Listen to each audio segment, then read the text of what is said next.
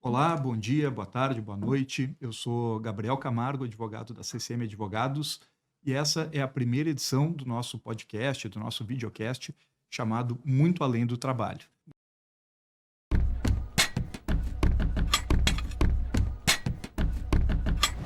Nesse primeiro dia, aqui, nossa primeira edição, nós vamos discutir um pouco sobre as ações de indenização por dano material.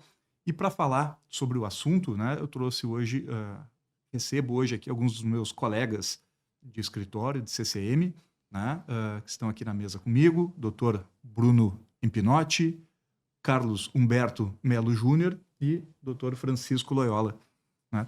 Todos aqui advogados da CCM Advogados. A ideia, hoje é debater sobre esse assunto, que é muito atual, e gera bastante dúvidas nos trabalhadores em geral, principalmente na categoria bancária, né? Mas antes de começar propriamente o debate, o podcast, eu preciso, primeiramente, agradecer ao Sindicato dos Bancários, que nos cedeu aqui o estúdio, para que a gente pudesse gravar esse podcast, e principalmente a diretora do Departamento Jurídico, a Priscila Aguirres, que muito gentilmente viabilizou essa possibilidade aqui para a gente. Bom, dito isso, feito assim essa breve apresentação, eu vou pedir aqui daqui a pouco, para que a gente vá conversando, talvez acho que o Francisco possa começar, já que é, digamos assim, um dos pioneiros, nessa ação, para explicar exatamente o que é a indenização por danos materiais, como é que funciona exatamente essa ação e quem pode se beneficiar dela e exatamente o que é que se discute nesses casos. Bom, obrigado, Gabriel. Em primeiro lugar, também queria agradecer ao sindicato, viabilizar esse canal de comunicação. É uma parceria que nós temos, desculpa já te interrompendo, Claro, mas não, vamos lá. Uma parceria que nós temos aí de mais de 30 anos, do escritório com o Sindicato dos Bancários, então realmente é bom ter esse laço, essas possibilidades enfim, agradecer a diretoria que nos proporcionou essa... Sem dúvida, uma parceria, antes de tudo, de muita luta, Gabriel? Mas, pessoal, assim, já entrando no tema que nos traz hoje aqui, eu vou procurar explicar, Gabriel, assim, de uma maneira muito genérica, inicialmente, e depois a gente, Carlos e Bruno, a gente vai esmiuçando as questões mais técnicas, enfim, de forma mais detalhada. Bom, o tema de hoje trata de uma reclamatória trabalhista, e um pedido um tanto curioso, Nós tratamos aqui de uma espécie de uma indenização por danos materiais, O que é um dano material? Um dano material é aquele prejuízo, em que ele pode ser objetivado, É um prejuízo remuneratório, ou é um prejuízo por uma perda salarial, É um prejuízo que a gente consegue identificá-lo de maneira mais precisa. Bom, no caso em questão, nós estamos discutindo aqui um prejuízo na complementação de aposentadoria, Então, o trabalhador, ele, enfim, faz a sua prestação de trabalho, o seu vínculo de emprego com alguma empresa aí do setor público, um empregado seletista, com carteira assinada, ele recolhe as contribuições lá para o seu plano de benefícios e conta que no futuro, a partir da rescisão do contrato de trabalho, ele vai receber uma complementação, que é chamada usualmente de complementação de aposentadoria. Ora, se no curso do contrato de trabalho parte desse salário, não foi pago corretamente pelo empregador, o que acontece? Existe aí um prejuízo, ou seja, o empregador, juntamente com o trabalhador, até porque o recolhimento das contribuições é feito de forma paritária, mas se o empregador não paga corretamente o salário, há um prejuízo no recolhimento dessas contribuições. Há um recolhimento a menor de contribuições destinadas ao fundo de pensão. Com isso, o fundo de pensão, recebendo um valor inferior de contribuições, ele deixa também de angariar um valor superior decorrente de rendimentos, há um prejuízo na formação da reserva matemática, ou seja, recebendo menos contribuições, ele consegue, ele não gera no mercado financeiro, através de investimentos, aplicações, compra e venda de imóveis, etc., ele deixa de aumentar, digamos, a massa do bolo, como eu gosto de falar, né? Gerando esse prejuízo na formação dessa reserva matemática, o que acontece? O fundo de pensão vai ter um valor menor, né, para calcular o benefício de complementação. Então, via de consequência, é apurado um valor inferior ao que seria devido. E aí que entra essa questão do pedido, do pleito, né, de uma compensação, de uma indenização para compensar essa perda no cálculo da complementação de aposentadoria. Mas antes de passar a palavra, Gabriel, para o Bruno e para o Carlos, eu faço aqui uma pequena ressalva. Essa ação, ela não cuida, não se trata de recálculo do valor do benefício. Nós não postulamos diferenças de complementação de aposentadoria, né? Nós postulamos uma indenização, né, pelo dano material que aconteceu, cujo valor vai ser identificado, né, e vai ser, então, destinado à compensação desse prejuízo, né? Na maioria das vezes, né, o valor ele é pago em uma parcela única, né, e busca, então, compensar esse prejuízo, né, que muitas vezes é identificado pelo valor da diferença da reserva matemática. Não sei, Carlos e Bruno, se vocês podem complementar. E até, Francisco, para complementar, né, é importante reforçar que esse pedido de indenização ele é formulado perante a ex-empregadora. Ele não é formulado perante, aqui no caso dos bancários, por exemplo, perante a Previ, perante a FUNCEF, perante a Fundação Banrisul. Ele é formulado perante a ex-empregadora, que foi quem deu, ao fim e ao cabo, quem causou o prejuízo ao empregado.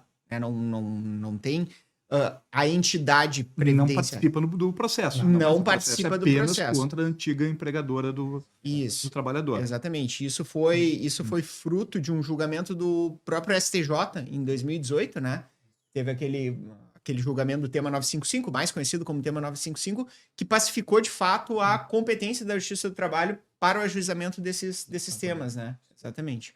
A competência transitou em algum momento quando se discutia a complementação de aposentadoria. Foi um período da Justiça do Trabalho, me corrija se eu estiver errado, e depois passou para a Justiça Comum, e aí depois, com esse julgamento do STJ, se entendeu que seria da Justiça do Trabalho para, né, julgar as questões relativas às indenizações, não a correção do benefício, né, mas da complementação de aposentadoria. É bem como o Bruno colocou, né? O tema 955, né, foi, digamos assim, o STJ identificou uma necessidade de pacificar esse tipo de entendimento.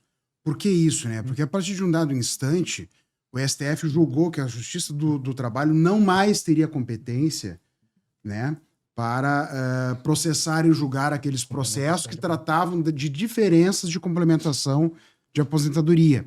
Época em que, inclusive, as reclamatórias trabalhistas com esse tipo de objeto eram direcionadas tanto quanto o empregador ou ex-empregador, quanto juntamente em relação ao fundo de pensão. Então, o STF muda a regra do jogo, a Justiça do Trabalho deixa de ter competência para apreciar esse tipo de processo, ela passa para a Justiça Comum, e a Justiça Comum identifica uma grande dificuldade também de processar essas ações. Por quê? Porque muitas vezes algumas empresas públicas, por exemplo, elas eram empresas públicas federais, né? Então, em tese, se ela figura no polo passivo do processo, seria a Justiça Federal quem teria que processar esse tipo de ação.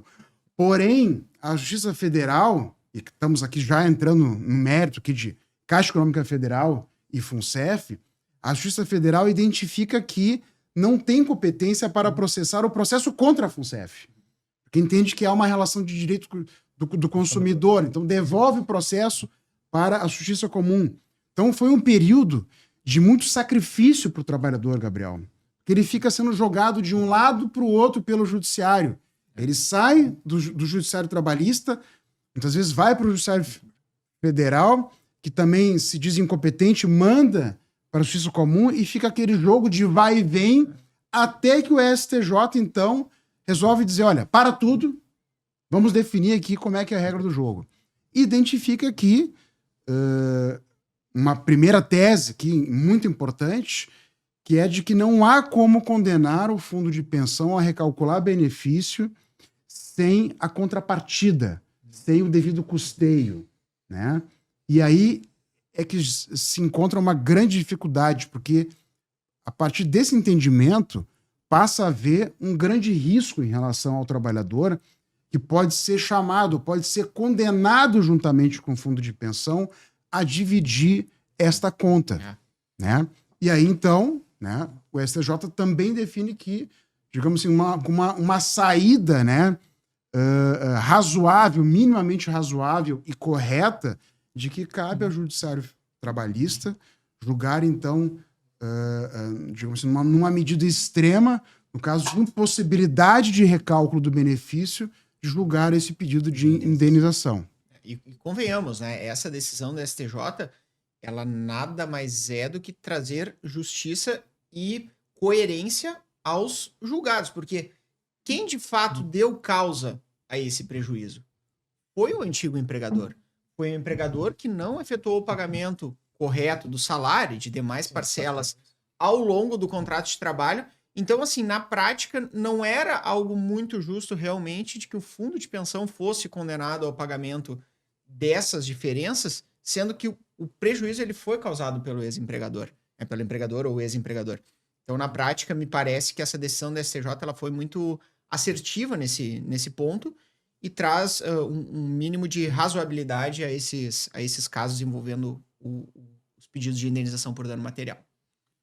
Uma questão que foi falada antes aqui, Carlos, que é que a indenização, né, pode ser pedida de duas formas, né? Um pagamento único ou um pagamento mensal. Sim, parcelas vencidas. Qual é o critério que se adota na prática para um pedido ou outro? Onde é que se... Na verdade, não tem um critério objetivo, né, Gabriel? A gente faz o pedido de indenização, né? Pedido principal em parcela única, que é o que vai trazer, vai englobar todas as parcelas e vai dar a satisfação para o reclamante num primeiro momento, onde é calculada a tábua de mortalidade, né? E o pedido sucessivo é de parcelas vencidas e vincendas, que ultimamente tem sido mais acolhido, tá? Que é o cálculo entre o benefício que ele recebe hoje e a diferença que ele receberia caso as verbas tivessem sido calculadas, tá?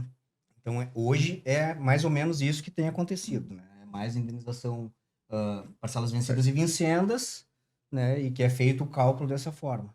E até nesse caso das parcelas vencidas e vincendas, quando não há a determinação de pagamento de parcela única, nós temos casos ali no escritório, né, Francisco e Carlos, em que o formato de pagamento é por meio de uma folha suplementar. Que é um outro problema. No caso, Caixa Econômica Federal, Banco do Brasil, Banrisul, enfim, são condenados a efetuar o pagamento mensalmente, considerando a expectativa de vida do reclamante, e esse pagamento ele é feito por meio de uma folha suplementar, como se um empregado fosse, como se o empregado estivesse recebendo, mas ele recebe numa folha suplementar. Tá bem. Outra questão aqui que eu acho que talvez seja interessante trazer para debate, para esclarecimento de quem está nos assistindo, é quem é que pode ajuizar essa ação, né? Tem que ser um ex-empregado. É isso, basicamente, que tenha tido esse prejuízo, seja na forma das parcelas que não foram observadas, né, durante o contrato, ou pagas em atraso também. É possível isso? Gabriel, assim, o que a gente sempre recomenda, né, é que o trabalhador, enfim, recomenda e orienta e combina com o cliente nesse sentido, de que o ideal é que essa indenização seja reclamada, aliás, ela só pode ser reclamada sob esse formato a partir da rescisão do contrato de trabalho. Por quê? É no momento da rescisão do contrato de trabalho que o prejuízo efetivamente surge no mundo jurídico, vamos assim dizer, né?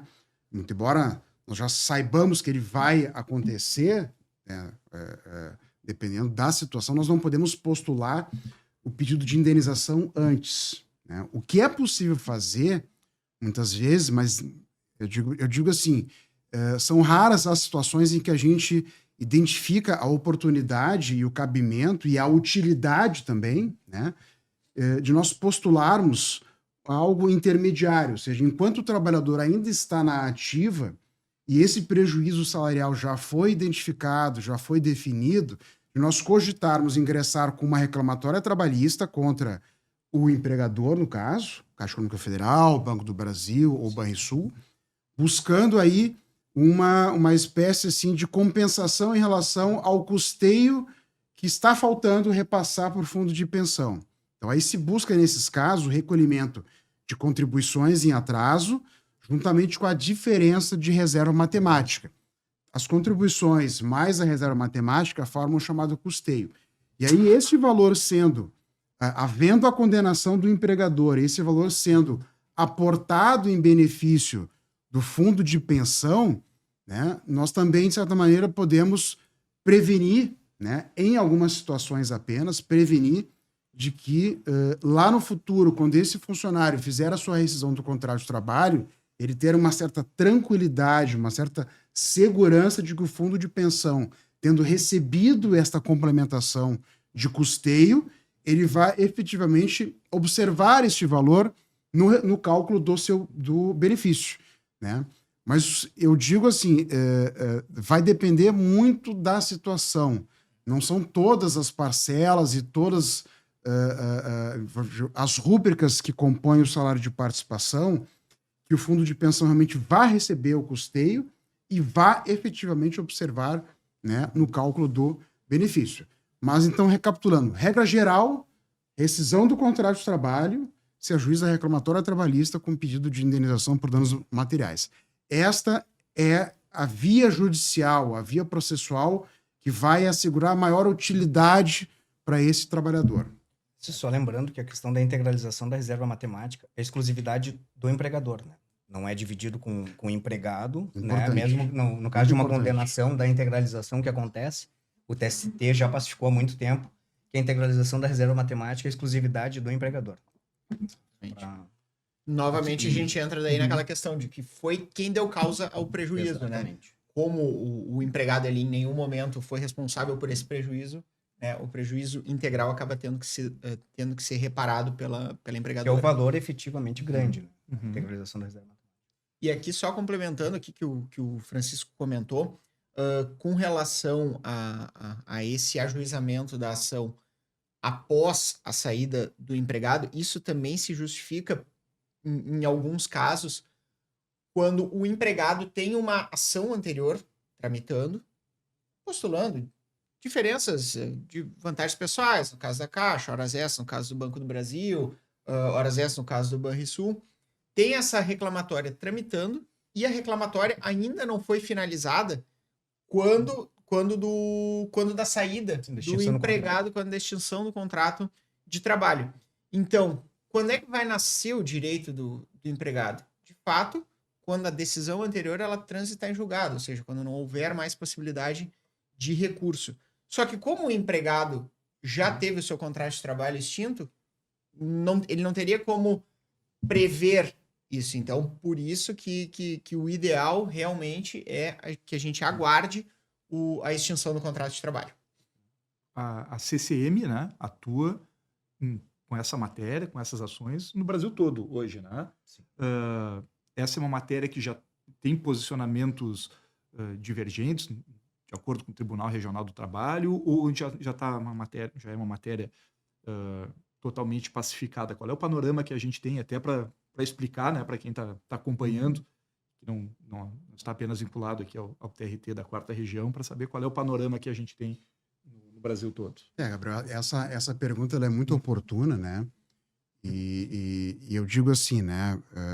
Essas ações, elas surgiram, como o próprio Bruno já colocou, né? A partir da edição do tema 955 do STJ, que foi lá em agosto de 2018, né? E a partir dali se pensou, poxa, né, como é que eu vou postular isso? O que vai acontecer? E, de fato, né, algumas dúvidas, né, como toda matéria nova, né, algumas dúvidas surgiram, né, e posicionamentos em sentido diverso digamos assim, era inevitável, né? Sim. Então, realmente, assim, vários magistrados entendiam e aplicavam, digamos assim, o tema do STJ de maneira muito tranquila, mas outros, né, outros TRTs, enfim, ou desde a própria primeira instância, houve uma grande dificuldade em se entender a partir de que momento ou em que condições havia para se configurar a culpa, né, a culpa do empregador. Então, por exemplo, Alguns magistrados passaram a entender que o fato do trabalhador, enfim, do reclamante, não ter postulado na sua reclamatória originária, né, além de postular as diferenças de salário, ter postulado lá naquela época as contribuições correspondentes, né, que isso por si só afastaria a culpa do empregador. Quando, no meu modo de ver, e é o que acabou prevalecendo em todos os TRTs, então eu digo assim, já respondendo, é uma matéria que me parece muito pacificada em relação a esse assunto de que existe sim a configuração do ato ilícito e a culpa do empregador pelo simples fato de não ter pago o salário de forma correta, né? Este é, digamos assim, o ponto X da questão, onde fica assim configurada o ilícito trabalhista. Por que o ilícito? Voltando, deixou de pagar corretamente o salário, deixa de recolher corretamente as contribuições, ou recolhe num valor menor, ou recolhe por um período inferior ao devido, né? Não recolhe desde a época apropriada. Isto gera um prejuízo na formação da reserva matemática e, ao final, gera um prejuízo no cálculo da complementação de aposentadoria. Então, esse era o tema, assim, mais delicado, né, que envolvia os debates jurídicos. Mas hoje, né, para nossa satisfação, né, e me parece uma posição muito correta, né, muito razoável, essa ideia já está pacificada. O que não acontece, né, pessoal, com a questão da prescrição. Sim. Nós temos ainda alguns detalhes para avançar. Acho que a gente pode colocar isso aí já na sequência.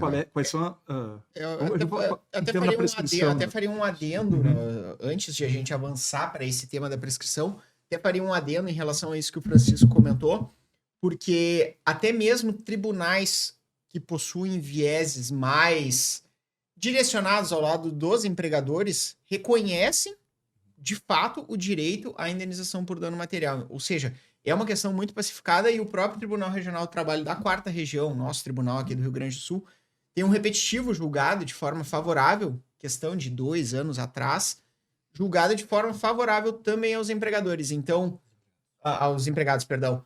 Então, nessa questão envolvendo a indenização por dano material, de fato, é algo muito pacificado, assim, e é uma matéria bem tranquila de ser discutida hoje perante a Justiça do Trabalho. A gente consegue aqui agora elencar quais são as parcelas que integram o salário de contribuição e que daqui a pouco vão repercutir nessa indenização. A gente consegue aqui fazer isso, pelo menos da Caixa, de outros bancos também? Sim. Claro, né? Então, assim, o que dá direito à indenização por danos materiais para os ex-empregados da Caixa, por exemplo? Claro, sempre, né, essa questão, ela tem que ser discutida, o ideal é que seja discutida caso a caso, né? Mas, por exemplo, no caso da Caixa Econômica Federal, algumas das parcelas que integram o salário de contribuição e podem ser objeto, posteriormente, do pedido de indenização por dano material, diferenças de vantagens pessoais, quebra de caixa, 13º salário, outras diferenças, adicionais de incorporação que venham a ser conquistados. Adicional de salubridade, adicional de periculosidade. Então, todas essas parcelas, claro, o rol, ele não é um rol, né, nesse momento, a gente não está falando um rol taxativo, um rol exemplificativo, mas que serve para subsidiar para que os ouvintes tenham conhecimento mais ou menos de quais são as parcelas que integram o salário e contribuição no âmbito da Caixa Econômica Federal, por exemplo. São basicamente aquelas parcelas que não são precárias, né?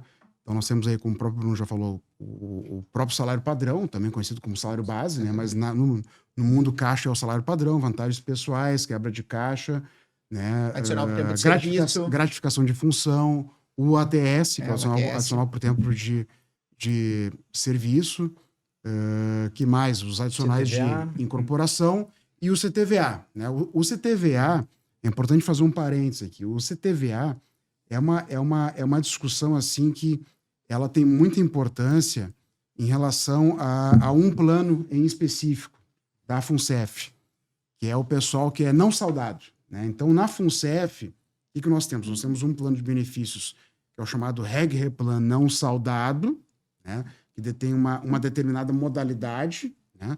E temos o chamado novo plano. O novo plano ele se aplica para aqueles funcionários mais novos, né? Ou para aqueles que são antigos e saudaram o antigo Reg-Replan.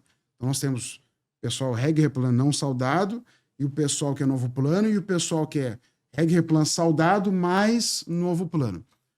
O detalhe é que o CTVA, para o pessoal mais antigo que não saudou o Reg-Replan, ou seja, que é um Reg-Replan não saudado, originalmente se entendia que o CTVA não estaria relacionado entre aquelas parcelas que compõem o salário de participação. Porém, o Judiciário Trabalhista já há muitos anos firmou uma posição absolutamente pacificada de que o CTVA nada mais é de que um filhote, um apêndice, uma complementação da gratificação de função. Apenas tem um outro nome, né? Uma outra nomenclatura, mas que isso por si só não afasta a natureza de gratificação de função. E sendo gratificação de função, havendo alguma discussão em nível de créditos trabalhistas originários, uma diferença de incorporação, porque um CTVA deixou de ser considerado, isso vai repercutir, e repercute de maneira muito decisiva, muito significativa, né, no plano de benefícios e, por sua vez, nesse pedido de indenização. Isso focando apenas na Caixa Econômica Federal, né? Com relação, por exemplo, vou comentar aqui sobre o Banrisul também, depois acho que o Carlos pode comentar sobre o Banco do Brasil, né? Banrisul até me permito ler, tá? O artigo 13, que trata ali do salário de participação e prevê que o salário de participação para os participantes ativos deste plano será igual ao somatório das rubricas que incidem contribuição para a Previdência Social. Então, ou seja, é um regulamento bem amplo, tá? Ele até faz algumas... Ele faz pequenas exceções, como, por exemplo, 13º salário, bônus, abonos, remunerações variáveis, participação nos resultados. Mas, por exemplo, aqui dando um exemplo prático, horas extras. Horas extras, pela leitura do artigo 13 aqui do regulamento, do regulamento, é uma parcela que tranquilamente a gente conseguiria postular a indenização por dano material por eventual não incidência. Portanto, o trabalhador do Banco do Brasil que teve direito a... Mas o Banco do Brasil é a mesma situação. O Banco do Brasil é a mesma situação, ele é mais abrangente, né? Porque o Banco do Brasil também engloba horas extras, que na Caixa, por exemplo, não entra, né? E aí tem a questão dos anuênios e outras verbas que no Banco do Brasil são pagas que tu pode postular também para indenização por dano material. Isso. Então, isso tanto no Banrisul quanto no Banco do Brasil. A frase que eu tentei dizer e falei errado o nome do banco, mas então, o empregado do Banrisul, que teve direito reconhecido ao pagamento de horas extras, né? Pode depois, a partir disso, postular essa indenização. Tanto no Banco do Brasil quanto nos materiais. Isso. E aqui é importante também, Gabriel, frisar que essa discussão da indenização por dano material, a gente está discutindo bastante focado nessa questão de Banrisul, Banco do Brasil e Caixa Econômica Federal, ela não se limita apenas a essas empresas. É o setor bancário, né? Não se limita apenas a essas empresas e ao setor bancário. Toda e qualquer empresa que possua um plano de previdência, ela pode se enquadrar. Obviamente, isso vai demandar uma análise do plano de regulamento, do regulamento próprio, enfim. É sempre um plano de previdência fechado, né? Sim, que se diga, né? Exatamente, tá? Mas a gente tem como estudar tranquilamente a viabilidade de aplicação desse nosso pedido de indenização que a gente utiliza para o setor bancário, assim como a gente também tem para outras empresas no escritório. Outras empresas públicas, outras empresas privadas. Outras empresas privadas também. Correios também. Correios, CPRM, enfim, diversas empresas que possuem essa... Pessoal, assim, até, desculpa, Gabriel, eu acho também importante explicar para o pessoal que está em casa, o pessoal que nos assiste, né? Nós estamos falando aqui de ação indenizatória, indenização por danos materiais, falamos de salário de contribuição, falamos de plano de benefícios, né? Mas então acho assim, para que se compreenda muito bem o que está se discutindo aqui, acho que é importante a gente falar o que é uma reserva matemática, né? E minimamente como é que funciona um plano de benefícios. Então, digamos, o funcionário ingressou na Caixa Econômica Federal, ou no Banco do Brasil, ou Banrisul, enfim, qualquer outra empresa que tem um plano de benefícios na categoria fechada, ele ingressa, ele passa a receber salários e ele passa a ser automaticamente vinculado ao plano de benefícios, né, daquela entidade de previdência complementar, legalmente constituída, instituída, com o objetivo de, no futuro, quando da aposentadoria deste funcionário, ele possa, além de receber benefício da aposentadoria pelo INSS, uma complementação deste benefício que minimamente assegure a ele uma espécie de uma média daquilo que ele vinha recebendo por último, né? Que ele possa gozar da sua aposentadoria de uma maneira mais tranquila. Então, ele passa a receber o benefício pago pelo INSS, né? Que é o nosso órgão de previdência oficial, e recebe, paralelamente, uma complementação paga por aquela entidade, seja FUNCEF, no caso da Caixa Econômica Federal, seja a Fundação Banrisul, no caso do Banrisul, ou seja, a Previ, no caso do Banco do Brasil, ou Petros, no caso da Petrobras, e assim por diante, né? Com o recebimento dessas contribuições pagas de forma paritária, tanto pelo trabalhador quanto pelo empregador na condição de patrocinadora, o fundo de pensão vai recebendo este valor e vai gerando rendimento com esse valor, vai aplicando no mercado financeiro, aplica em imóveis também. Há todo um regramento, né, que exige esses investimentos, sempre de forma muito conservadora, né? Existem regras, existem travas nesse sentido, e com esse rendimento, contribuições mais o rendimento, vai ser formado o bolo, digamos assim, a reserva matemática. Que é o que vai pagar depois os benefícios ao final, quando Exatamente. o trabalhador se aposentar. Exatamente. Então, todo esse valor, ele é decorrente de uma conta atuarial, é bom que se diga, que é calculada, instituída, de maneira que ele possa, digamos assim, o plano de benefícios possa contemplar todas as N situações minimamente previsíveis, mas incertas, né, que podem acontecer, desde o falecimento precoce. Então, a viúva e a família vai receber uma espécie de complementação nesse sentido, né? Uma aposentadoria por invalidez, né? Enfim. Então, o plano de benefícios, ele é moldado, ele é montado de maneira que essa reserva matemática possa atender a todas essas demandas, né? Então, o que acontece? Se o fundo de pensão fosse condenado a recalcular um benefício sem receber alguma contrapartida, né, haveria, e há em muitos casos, o chamado déficit, né? E esse déficit, ele passa a gerar um prejuízo, né, naquele plano de benefícios, naquele fundo de pensão, em que, dependendo da situação e da gravidade desse rombo, né, os contribuintes, né, e os assistidos, no caso os trabalhadores, juntamente com a patrocinadora, são chamados a contribuir, fazer uma contribuição extraordinária.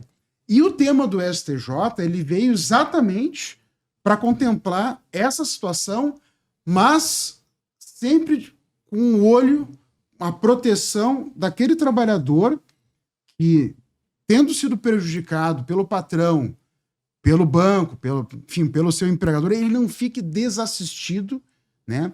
Apenas com base nessa lógica de que não pode haver um déficit e de que deve haver um custeio para que haja um recálculo, um cálculo de um valor de benefício de forma correta. Então, por isso a saída criada de uma reclamatória trabalhista com um pleito indenizatório contra aquele empregador que deu causa a essa situação, a esse prejuízo. Esse era o problema que vinha vindo até 2013, né? Que havia condenação tanto do empregador quanto do fundo de pensão, e aí tinha essa discussão entre eles lá de como ia ficar a integralização da reserva matemática. E muitas vezes acontecia esse prejuízo para o fundo de pensão e acabava gerando nos próprios contribuintes depois, né? As contas dos fundos de pensão eram milionários nos processos, né? Milionários, então. Isso, né, Carlos, na Justiça do Trabalho, que realmente julgava a matéria, digamos assim, naquele período em que ainda detinha a competência para julgar os pedidos de diferenças de complementação, julgava de maneira muito correta, ou seja, não deixava o trabalhador desassistido, mas entendendo a situação atuarial né, e de que aquele fundo de pensão, de que aquele plano de benefício ele deve ter uma vida financeira saudável, condenava quem deu causa, que era o empregador, o ex-empregador no caso, além de pagar as diferenças de complementação de forma solidária com o fundo de pensão, a realmente fazer o aporte das diferenças de reserva matemática. É importante só, né, destacar que isso acontecia até 2013. Isso. Hoje o entendimento é um pouco diferente. Sim, Né? hoje é só a indenização. Exatamente. E como é que é apurada, como é que é calculada essa indenização? A gente consegue explicar exatamente como é que se chega a esse valor ou é uma questão mais complexa para explicar? É que assim, a questão da reserva matemática, o cálculo é muito difícil, né? O cálculo tem que ser atuarial e é um cálculo que demanda muita análise. A gente não consegue explicar de uma forma sucinta. Porque, como o Francisco comentou, demanda essa análise dos investimentos que são feitos, etc. É um cálculo bem mais complexo. Agora, a questão da indenização, quando ela é entre o valor do benefício que ele recebe hoje e o valor que ele teria que receber caso aquelas verbas tivessem sido apuradas, é um cálculo mais tranquilo. Só para se ter uma ideia, né, pessoal? Para cada, pelo menos no plano, né, nos planos da FUNCEF, pelo menos no regra plano não saudado, isso é um dado que eu tenho muito de cabeça.